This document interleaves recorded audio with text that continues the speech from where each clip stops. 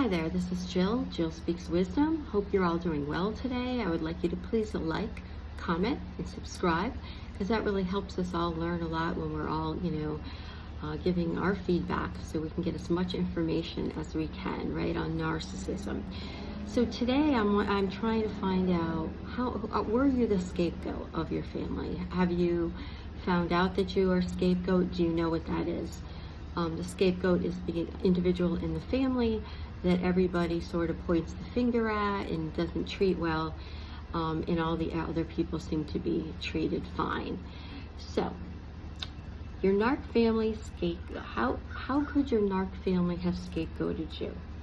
Okay, how could grown family members all scapegoat a child, a teenager growing up?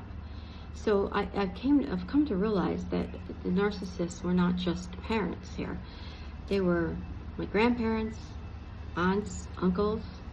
It was a dysfunctional, toxic system that, that's what I knew. But as I get older and understand this thing, I realized that, it wasn't just one or two of them that were narcissistic and that would do the mobbing, or the family mobbing. For example, when we used to have Sunday dinners at my grandmother's, all the men and the boys would go watch the football game, and the women would go in the kitchen and, prepare and clean up. So my mother, my grandmother, my aunt, they would be in there and they would never include me. I was the only girl in the family. And I'd be like, oh, what can I do? Trying to learn. And no, we don't need you. So they always tried to make it like, I was not needed, that I had nothing of value to add. So it was just very, very awkward.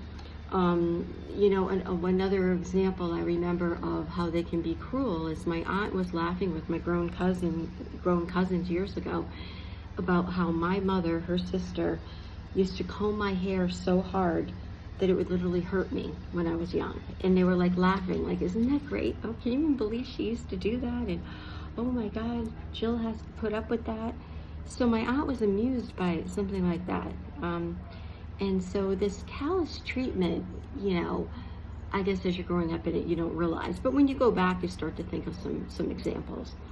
So it's very dysfunctional, not normal. Not normal to be entertained by things where you leave people out. You talk about how when they got hurt or something happened to them. If that's your entertainment, then you're a pretty toxic person. So they wanted to keep me in this role as a scapegoat even as I got older. But the thing was, I was growing more than any of them, growing, succeeding, doing my own thing, but they still wanted to